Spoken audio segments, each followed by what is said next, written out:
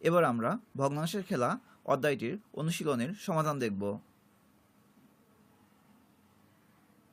এখানে প্রশ্ন একে বলা হয়েছে, চিত্রের মাঝের ভগ্নাংশগুলো ব্যবহার করো, উপরের দিকে যাওয়ার সময় প্রতি জোড়া গুণ করে খালি স্থান পূরণ করো এবং নিচের দিকে যাওয়ার সময় প্রতি জোড়ার বামের ভগ্নাংশটিকে ডানের ভগ্নাংশ দ্বারা ভাগ করো। এভাবে উপরে ও নিচের সর্বশেষ ভগ্নাংশটি নির্ণয় করো। এখানে আমরা যদি চিত্রটি লক্ষ্য করি তাহলে দেখব যে একটি ম্যাপের ছবি দেয়া আছে, আর এই ম্যাপের মাঝামাঝি কতগুলো সংখ্যা দেয়া আছে, আর ম্যাপের উপরে একটি ফাঁকা ঘর আছে। এই ফাঁকা ঘরটি পূরণ করতে হলে আমাদেরকে এইটি এবং এটি গুণ করতে হবে, অর্থাৎ উপরের ফাঁকা ঘরগুলো পূরণ করার জন্য আমাদেরকে গুণ করতে হবে। আবার নিচে যে ফাঁকা ঘর আছে সেটি পূরণ করার জন্য প্রথম ভগ্নাংশকে দ্বিতীয় ভগ্নাংশ দ্বারা ভাগ করতে হবে। অর্থাৎ উপরে ওঠার জন্য আমাদেরকে গুণ করতে হবে এবং নিচে নামার জন্য আমাদেরকে ভাগ করতে হবে। আমরা প্রথমেই 2 ভাগের 1 ভাগের সাথে 5 ভাগের 1 ভাগ গুণ করব, তাহলে উপরের ঘরটি পূরণ করতে পারবো। আমরা 2 ভাগের 1 ভাগের সাথে যদি 5 ভাগের 1 গুণ করি তাহলে এখানে এই হরের সাথে হর গুণ হবে, অর্থাৎ এই 2 এর সাথে 5 গুণ হবে, তাহলে আমরা পাবো 10। আবার লবের সাথে লব গুণ হবে, অর্থাৎ 1 এর সাথে 1 গুণ হবে, সেক্ষেত্রে আমরা পাবো 1। এর মানে এই যে ভগ্নাংশ দুইটি আছে তা গুণ করলে আমরা পাচ্ছি 10 ভাগের 1, আর এটি এখানে লিখব।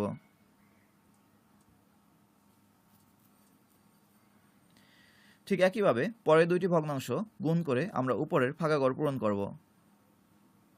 পরের দুইটি ভগ্নাংশ হলো 5 ভাগের 3 গুণ 2 ভাগের 1। এক্ষেত্রেও লবের সাথে লব গুণ হবে এবং হরের সাথে হর গুণ হবে। এখন 3-এর সাথে 1 গুণ করলে আমরা 3 পাবো, আবার 5-এর সাথে 2 গুণ করলে আমরা পাবো 10। অর্থাৎ এই দুইটি গুণ করে আমরা উপরে বসাবো, আর উপরে যে ফাঁকা ঘর আছে সেখানে বসাবো 10 ভাগের 3। ঠিক একইভাবে আমরা পরের এই ভগ্নাংশ দুইটি গুণ করব। সেক্ষেত্রেও ভগ্নাংশ দুইটির লব হলো 1, আর 1-এর সাথে 1 গুণ করলে আমরা পাচ্ছি 1। আবার হর হচ্ছে 2 ও 4, 2-এর সাথে 4 গুণ করলে আমরা পাচ্ছি 8।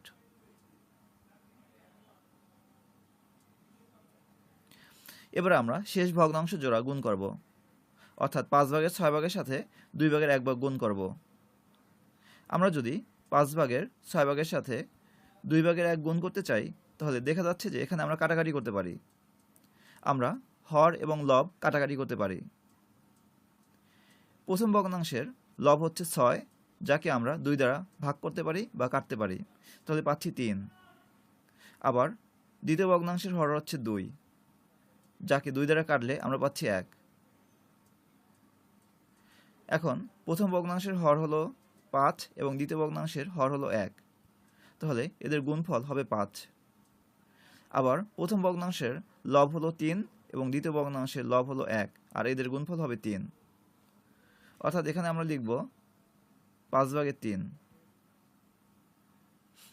আমাদের প্রথম ধাপ সম্পন্ন করা হয়েছে। এবার দ্বিতীয় ধাপে উঠব। এখন এই ঘরে কি হবে সেটি বের করার জন্য আমাদেরকে 10 ভাগের 1-এর সাথে 10 ভাগের 3 গুণ করতে হবে। আমরা যদি 10 ভাগের 1 ভাগের সাথে 10 ভাগের 3 ভাগ গুণ করি তাহলে হরের সাথে হর গুণ হবে, অর্থাৎ 10-এর সাথে 10 গুণ করলে আমরা পাচ্ছি 100। আবার 1-এর সাথে 3 গুণ করলে আমরা পাচ্ছি 3, অর্থাৎ এখানে আমরা লিখব 100 ভাগের 3। ঠিক একইভাবে এই ঘরের মান আমরা নির্ণয় করব। সেক্ষেত্রে আমাদেরকে 8 ভাগের 1 ভাগের সাথে 5 ভাগের 3 ভাগ গুণ করতে হবে। আর আমরা যদি হরের সাথে হর গুণ করি তাহলে পাচ্ছি 40, আবার লবের সাথে লব গুণ করলে পাচ্ছি 3, অর্থাৎ এখানে আমরা পেলাম 40 ভাগের 3। এখন আমরা সর্বশেষ ভগ্নাংশটি নির্ণয় করব। সর্বশেষ ভগ্নাংশটি নির্ণয় করার জন্য আমাদেরকে 100 ভাগের 3 ভাগের সাথে 40 ভাগের 3 ভাগ গুণ করতে হবে। অর্থাৎ আমরা 100 ভাগের 3 ভাগের সাথে 40 ভাগের 3 ভাগ গুণ করব।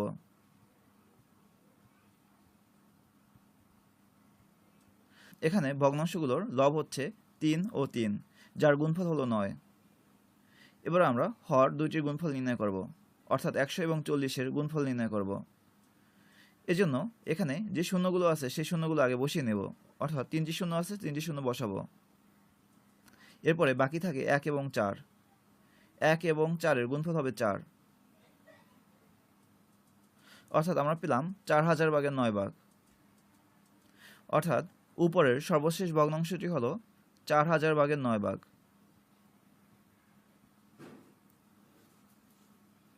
এবার আমরা নিচের ঘরগুলো পূরণ করব। এখানে এই ফাঁকা পূরণ করার জন্য আমাদেরকে এই 2 ভাগের 1 ভাগকে 5 ভাগের 1 ভাগ দিয়ে ভাগ করতে হবে। আমরা দেখব 2 ভাগের 1 ভাগকে যদি 5 ভাগের 1 ভাগ দিয়ে ভাগ করি তাহলে কত পাই। এখানে ভাগ মানে উল্টিয়ে গুণ লিখতে পারি, অর্থাৎ আমরা লিখতে পারবো 2 ভাগের 1 ভাগ গুণ 1 ভাগের 5 ভাগ। এখন ভগ্নাংশ দুটি গুণ করব, আর দুটি ভগ্নাংশের গুণ মানে লবের সাথে লব গুণ আর হরের সাথে হর গুণ। 5-এর সাথে 1 গুণ করলে আমরা পাচ্ছি 5, আবার 2-এর সাথে 1 গুণ করলে আমরা পাচ্ছি 2। অর্থাৎ প্রথম ভগ্নাংশকে দ্বিতীয় ভগ্নাংশ দ্বারা ভাগ করলে আমরা পাচ্ছি 2 ভাগের 5। এবার আমরা পরের ভগ্নাংশ দুটিকে ভাগ করব, অর্থাৎ আমরা 5 ভাগের 3 ভাগকে ভাগ করব 2 ভাগের 1 ভাগ দ্বারা। আমরা জানি ভাগ মানে উল্টিয়ে গুণ, অর্থাৎ আমরা এই হাফকে উল্টিয়ে গুণ চিহ্ন দিয়ে লিখব। এখন দুইটি ভগ্নাংশের গুণ মানে লবের সাথে লবের গুণ আর হরের সাথে হরের গুণ। তাহলে 3-এর সাথে 2 গুণ করলে পাচ্ছি 6, আর 5-এর সাথে 1 গুণ করলে আমরা পাচ্ছি 5। অর্থাৎ এই ভগ্নাংশ দুইটির গুণফল হলো 5 ভাগের 6। এবার আমরা এই ভগ্নাংশকে এই ভগ্নাংশ দিয়ে ভাগ করব, অর্থাৎ 2 ভাগের 1 ভাগকে ভাগ করব 4 ভাগের 1 ভাগ দিয়ে। আমরা ঠিক আগের মতোই এই ভাগ চিহ্নের পরিবর্তে উল্টে গুণ আকারে লিখব, অর্থাৎ লিখব 2 ভাগের 1 গুণ 1 ভাগের 4। এখন এখানে কাটাকাটি করা যায়, আমরা প্রথমে কাটাকাটি করে একটু সহজ করে নেব। এখানে 2-এর সাথে এই 4 যদি কাটি তাহলে এখানে হবে 1 আর এখানে হবে 2।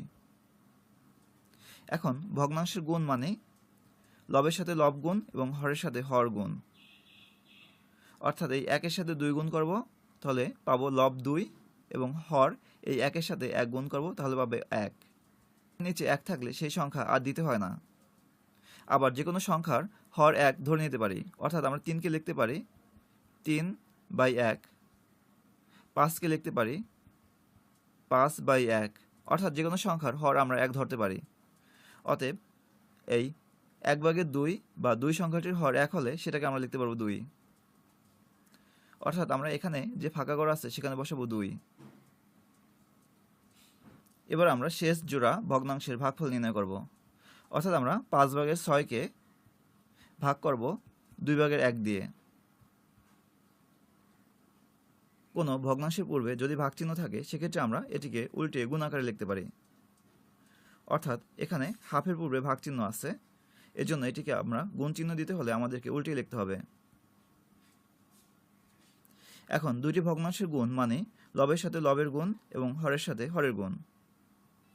6-এর সাথে 2 গুণ করলে আমরা পাচ্ছি 12, আবার 5-এর সাথে 1 গুণ করলে আমরা পাচ্ছি 5। অর্থাৎ 5 ভাগের 6 ভাগকে যদি আমরা 2 ভাগের 1 ভাগ দ্বারা ভাগ করি তাহলে পাচ্ছি 5 ভাগের 12 ভাগ। এবার আমরা এই ঘরটি পূরণ করব।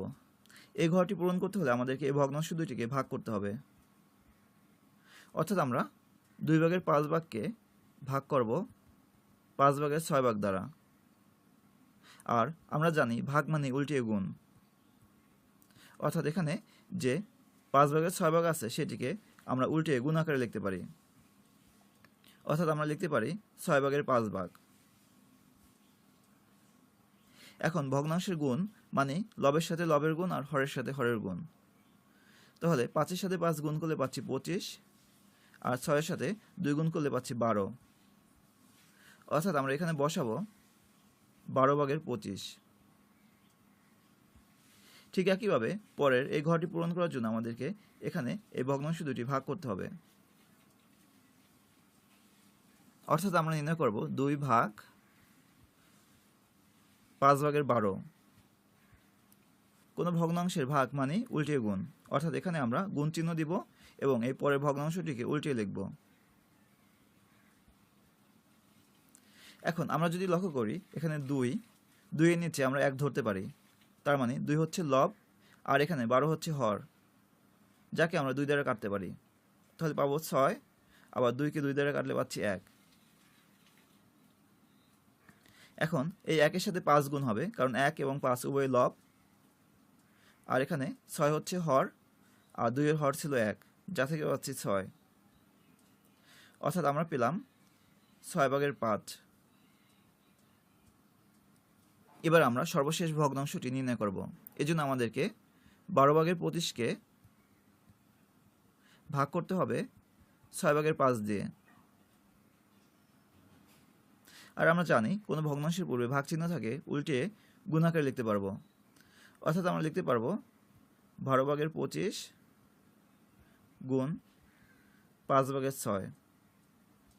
আমরা কতগুলো ভগ্নাংশ গুণ আকারে থাকলে তার হরের সাথে লব এবং লবের সাথে হর কাটাকাটি করতে পারি। আর এখানে 25 হচ্ছে লব আর এখানে 5 হর, যাকে 5 দ্বারা কাটতে পারি। তাহলে 25কে 5 দ্বারা কাটলে পাচ্ছি 5, আর 5কে 5 দ্বারা কাটলে পাচ্ছি 1। ঠিক একইভাবে এই 12কে আমরা 6 দিয়ে কাটতে পারি, আর 6কেও 6 দিয়ে কাটতে পারি। 6কে 6 দিয়ে কাটলে পাচ্ছি 1, আর 12কে 6 দিয়ে কাটলে পাচ্ছি 2। অর্থাৎ আমরা পেলাম 5 গুণ 1, যা থেকে 5, এবং 2 গুণ 1, যা থেকে 2, অর্থাৎ 2/5। এর মানে সর্বশেষ ভগ্নাংশটি হবে 2/5। এবার আমরা পরবর্তী প্রশ্নটি কি সেটি দেখব। প্রশ্ন 2-এ বলা হয়েছে রিয়া তার বাড়ির সামনের বাগানের 3 দিকে বেড়া দিতে চায়। বাগানের 3 দিকের দৈর্ঘ্য যথাক্রমে 15 মিটার, 13.5 মিটার এবং 12.3 মিটার। বেড়া দিতে রিয়ার মিটার প্রতি 75.75 টাকা খরচ হয়। প্রশ্নে কয়ে বলা হয়েছে রিয়াকে কত মিটার বেড়া দিতে হবে।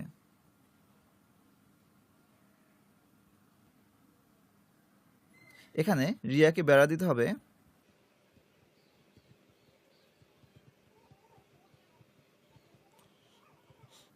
15 মিটার, 13.5 মিটার এবং 12.3 মিটার।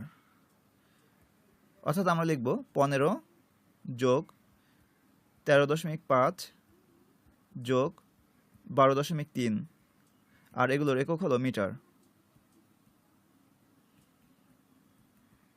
এখন আমরা এই সংখ্যাগুলোর যোগফল নির্ণয় করব।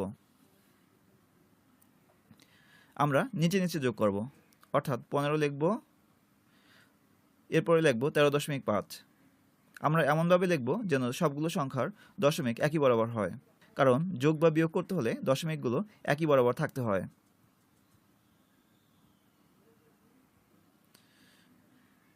এখানে এই 15 পরে দশমিক আছে আমরা ধরে নিতে পারি। এখন আমরা যোগ করব। 3-এর সাথে 5 যোগ করলে আমরা পাচ্ছি 8, আবার এই দশমিকের জন্য আমরা দশমিক দিব। তারপরে 5-এর সাথে 3 যোগ করলে পাচ্ছি 8, 8-এর সাথে 2 যোগ করলে 10-এর 0, হাতে থাকছে 1। সেই 1-এর সাথে এই 1 মিলে 2 হচ্ছে 3, 4। অর্থাৎ আমরা পাচ্ছি 40.8 মিটার।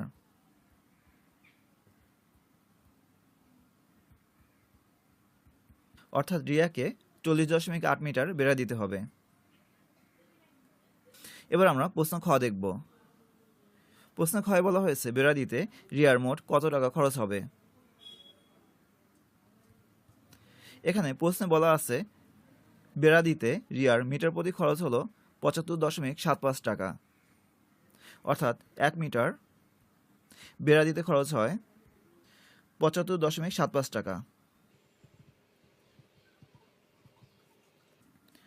আমরা বের করব 40.8 মিটার বেড়া দিতে কত খরচ হবে।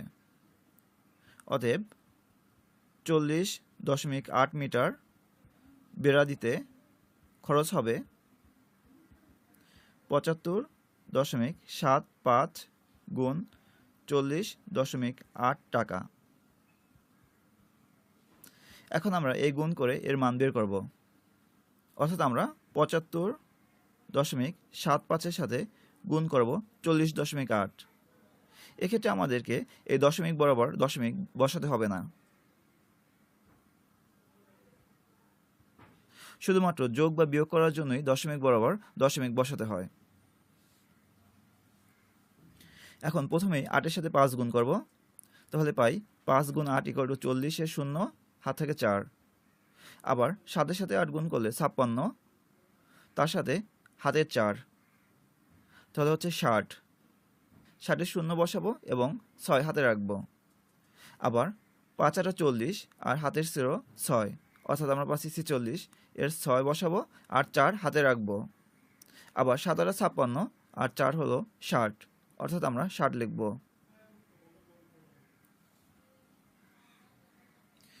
এবার পরের ধাপের জন্য এই শূন্যটি দিব, আর 0 দিয়ে গুণ করার জন্য সবগুলোই 0 হবে। এবার আমরা 4 দিয়ে গুণ করব। 4 এর ডানে যেহেতু দুইটি সংখ্যা আছে, এজন্য আমরা প্রথমে দুইটি 0 দিয়ে নেব। এরপরে 4 এর সাথে 5 গুণ করলে আমরা পাচ্ছি 20 এর 0 হাত থেকে 2, আর 4 এর সাথে 7 গুণ করলে পাচ্ছি 28 আর হাতের 2, 30 এর 0 হাতে থাকে 3, আর 4 এর সাথে 5 গুণ করলে পাচ্ছি 20 আর হাতের 3, অর্থাৎ 23 এর 3 হাতে থাকছে 2, 4 সাথে 28 আর 2 30।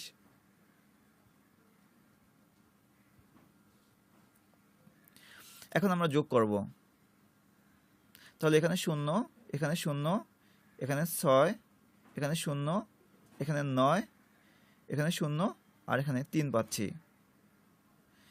এবার আমরা লক্ষ্য করব যে কয় ঘর পর দশমিক ছিল। এখানে প্রথম যে সংখ্যাটি তার দশমিক হলো এই 2 ঘর পরে, আবার দ্বিতীয় সংখ্যা দশমিক হলো 1 ঘর পরে, অর্থাৎ মোট দশমিক 3 ঘর পরে। এজন্য এখানেও আমরা এই 3 ঘর পরে দশমিক বসাবো, অর্থাৎ এখানে আমরা দশমিক বসাবো, দশমিকটা এখানে বসবে। তাহলে আমরা পেলাম 3090.6। দশমিক সংখ্যার ডানে যদি 0 থাকে, সেই শূন্যগুলো না দিলেও সংখ্যার মানের কোনো পরিবর্তন হয় না, অর্থাৎ এখানে 6 এর পরে যে দুইটি 0 আছে, এই 0 দুইটি আমরা দিব না। অর্থাৎ বেড়া দিতে মোট খরচ হয় 3090.6 টাকা।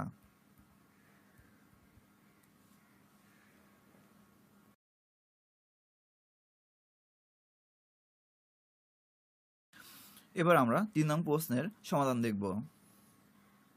3 নং প্রশ্নে বলা হয়েছে নিচে চিত্রগুলোর পরিসীমা ও ক্ষেত্রফল নির্ণয় করো। আমরা প্রথমে ক নং চিত্রের ক্ষেত্রফল এবং পরিসীমা নির্ণয় করব। প্রশ্ন কয়ে যে চিত্রটি দেয়া আছে তা একটি আয়ত, আয়তের বিপরীত বাহুগুলো সমান।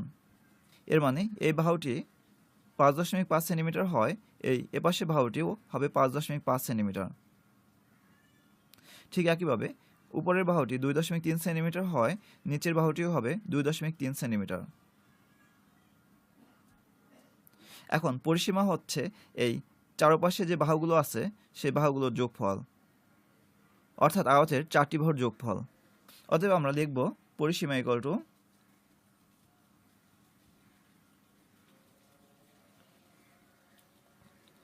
এই বাহুটির দৈর্ঘ্য যা হলো 5.5 সেন্টিমিটার, তারপরে এই বাহুটির দৈর্ঘ্য হচ্ছে 2.3 সেন্টিমিটার, এরপরে এই বাহুটির দৈর্ঘ্য হবে এই বাহুটির দৈর্ঘ্যের সমান, অর্থাৎ 5.5 সেন্টিমিটার, আর এরপরে এই যে নিচের বাহুটির দৈর্ঘ্য হবে উপরের বাহুটির সমান, অর্থাৎ 2.3 সেন্টিমিটার, আর এগুলোর একক হবে সেন্টিমিটার। এখন আমরা দেখব এই সংখ্যাগুলোর যোগফল কত হয়, অর্থাৎ আমাদেরকে যোগ করতে হবে 5.5, তার সাথে 2.3, এর সাথে 5.5, এরপরে 2.3, আর এই দশমিকের যোগ করার ক্ষেত্রে আমরা লক্ষ্য রাখবো দশমিকগুলো যেন এক বরাবর বসে। এখন 5 এর সাথে 3 যোগ করলে আমরা পাচ্ছি 8, 8 এর সাথে 5 যোগ করলে পাচ্ছি 13, 13 এর সাথে 3 যোগ করলে পাচ্ছি 16, 16 6 হাতে থাকে 1, আর 5 এর সাথে 1 যোগ করে 6, তার সাথে 2 8, তার সাথে 5 13, আর তার সাথে 2 15, অর্থাৎ আমরা পেলাম 15.6 সেন্টিমিটার। এবার আমরা ক্ষেত্রফল নির্ণয় করব।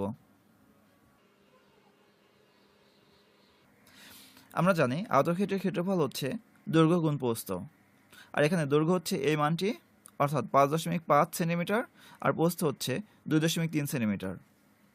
তাহলে লিখব 5.5 গুণ 2.3, আর ক্ষেত্রফলের একক সবসময় হবে বর্গ, অর্থাৎ আমরা লিখব বর্গ সেন্টিমিটার।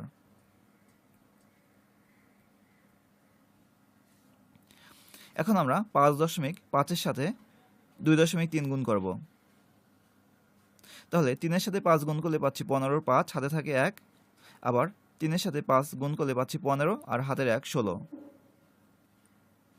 এবার আমরা এই 2 দিয়ে গুণ করব, আর এর জন্য প্রথমে আমরা একটি শূন্য দিয়ে নেব, কারণ 2-এর অবস্থান একটা সংখ্যা পরে। এবার 2-এর সাথে যদি 5 গুণ করি তাহলে হচ্ছে 10, 10-এর শূন্য হাতে থাকছে 1, আবার 2-এর সাথে 5 গুণ করলে পাচ্ছি 10 আর হাতের 1 মিলে হচ্ছে 11। এখন আমরা যোগ করব, তাহলে পাচ্ছি 5, 6, 1 1 মিলে 2, আর এখানে হলো 1। এবার দেখব দশমিক কোথায় বসবে।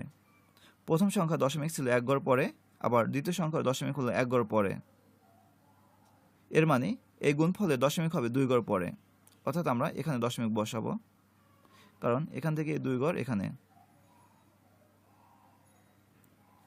অর্থাৎ আমরা ক্ষেত্রফল পেলাম 12.65 বর্গ সেন্টিমিটার।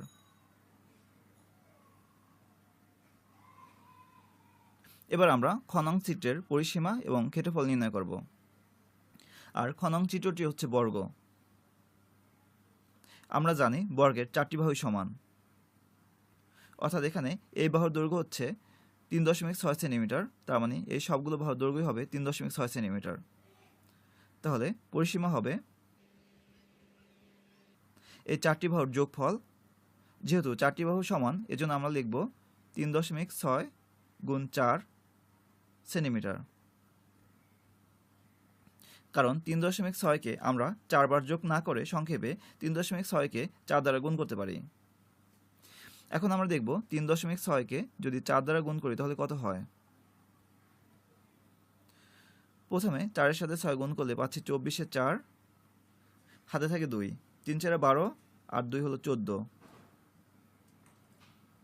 আর দশমিক হবে 1 ঘর পরে, অর্থাৎ আমরা পরিসীমা পাচ্ছি 14.4 সেন্টিমিটার। এবার আমরা ক্ষেত্রফল নির্ণয় করব। আর ক্ষেত্রফল হলো দৈর্ঘ্য গুণ প্রস্থ, আর বর্গের দৈর্ঘ্য এবং প্রস্থ দুটি সমান। এজন্য এর ক্ষেত্রফল হবে 3.6 গুণ 3.6, অর্থাৎ দৈর্ঘ্য গুণ প্রস্থ, আর দুইটি একই সংখ্যা গুণ মানে বর্গ, অর্থাৎ আমরা লিখতে পারি 3.6 এর বর্গ। আর ক্ষেত্রফলের একক হলো বর্গ, এজন্য আমরা লিখব বর্গ সেন্টিমিটার। এবার আমরা 3.6 এর সাথে 3.6 গুণ করব। তাহলে 6 এর সাথে 6 গুণ করলে পাচ্ছি 36, যার 6 হাতে থাকে 3, আবার 3-এর সাথে 6 গুণ করলে পাচ্ছি 18, আর হাতে 3 মিলে হচ্ছে 21। এবার 3 দিয়ে গুণ করব, এজন্য প্রথমে একটি শূন্য দিয়ে নেব, কারণ 3 হচ্ছে 1 ঘর পরে। 3-এর সাথে 6 গুণ করলে আমরা পাচ্ছি 18, 18 8, আর 3 3 9, আর হাতের 1 মিলে হচ্ছে 10। এখন আমরা যদি যোগ করি তাহলে পাচ্ছি 6, 8-এর সাথে 1 9, আর এখানে 2, আর এখানে 1। আর এখানে প্রথম সংখ্যা দশমিক ছিল 1 ঘর পরে, আবার দ্বিতীয়টিও 1 ঘর পরে। এর মানে গুণফলে দশমিক হবে 2 ঘর পরে,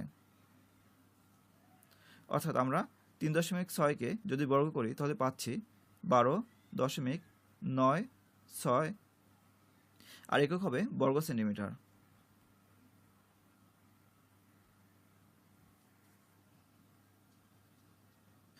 এবার আমরা গ নং চিত্রের ক্ষেত্রফল ও পরিসীমা নির্ণয় করব। গ নং চিত্রে দেয়া আছে একটি রম্বস, আর আমরা জানি রম্বসের সবগুলো বাহু সমান। আর এখানে একটি বাহুর দৈর্ঘ্য দেয়া আছে 6.8 সেন্টিমিটার। এর মানে রম্বসটির সবগুলো বাহুর দৈর্ঘ্য হলো 6.8 সেন্টিমিটার। তাহলে এই রম্বসটির পরিসীমা হবে, এখানে দেয়া আছে রম্বসটির এক বাহুর দৈর্ঘ্য হলো 6.8 সেন্টিমিটার। যেহেতু রম্বসের সবগুলো বাহুর দৈর্ঘ্য সমান, অতএব এই বাহুটির দৈর্ঘ্য হবে 6.8 সেন্টিমিটার, অর্থাৎ সবগুলো বাহুর দৈর্ঘ্য হবে 6.8 সেন্টিমিটার। আর এখানে 4টি বাহু আছে, অতএব এই রম্বসটির পরিসীমা হবে এই 6.8 4বার যোগফল, আর 4বার যোগ না করে আমরা 4 দিয়ে গুণ করব, অর্থাৎ এর পরিসীমা হবে 6.8 গুণ 4, আর একক হবে সেন্টিমিটার। এখন আমরা 6.8-এর সাথে 4 গুণ করব, তাহলে পাই 4 8 32 2, হাত থাকে 3, 4 24 আর 3 হলো 27, আর দশমিক হবে 1 গড় পরে, অর্থাৎ পরিসীমা পেলাম 27.2 সেন্টিমিটার।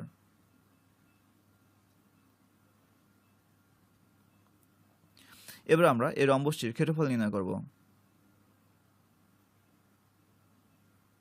আমরা জানি আয়ত, বর্গ, সামান্তরিক, রম্বস এগুলোর ক্ষেত্রফল হচ্ছে ভূমি গুণ উচ্চতা, অর্থাৎ এগুলোর ভূমি এবং উচ্চতা যদি জানি তাহলে আমরা ক্ষেত্রফল নির্ণয় করতে পারব। এখানে এই রম্বসটির এই বাহুর দৈর্ঘ্য হচ্ছে 6.8 সেন্টিমিটার, এর মানে এর সবগুলো বাহুই 6.8 সেন্টিমিটার, অতএব এই রম্বসটির ভূমিও হবে 6.8 সেন্টিমিটার, আর এখানে রম্বসটির উচ্চতা দেওয়া আছে 4.2 সেন্টিমিটার। তাহলে এই রম্বসটির ক্ষেত্রফল হবে ভূমি গুণ উচ্চতা, বা 6.8 গুণ 4.2, আর ক্ষেত্রফল মানে বর্গ, অতএব একক হবে বর্গ সেন্টিমিটার। এখন আমরা 6.8-এর সাথে 4.2 গুণ করব। এখন 2-এর সাথে 8 গুণ করলে আমরা পাচ্ছি 16 6, হাত থাকে 1, আর 6-এর সাথে 2 গুণ করলে পাচ্ছি 12, আর হাতের 1 মিলে হচ্ছে 13। আবার 4 দিয়ে 8-এর সাথে যদি গুণ করি তাহলে পাচ্ছি 4 8 32 2, হাতে থাকে 3, আর 4-এর সাথে 6 গুণ করলে পাচ্ছি 24, আর হাতের 3 মানে 27। এখন আমরা যদি যোগ করি তাহলে পাচ্ছি 6, আর 3 আর 2 5, 7 আর 1 8, আর এখানে 2। এখন আমরা দেখব দশমিক কোথায় বসবে। প্রথম সংখ্যাটি দশমিক আছে 1 গড় পরে, আবার দ্বিতীয়টি 1 গড় পরে, এর মানে এখানে দশমিক হবে 2 গড় পরে, অর্থাৎ সংখ্যা দুটির গুণফল পেলাম 28.56, অর্থাৎ এই রম্বসটির ক্ষেত্রফল হচ্ছে 28.56 বর্গ সেন্টিমিটার।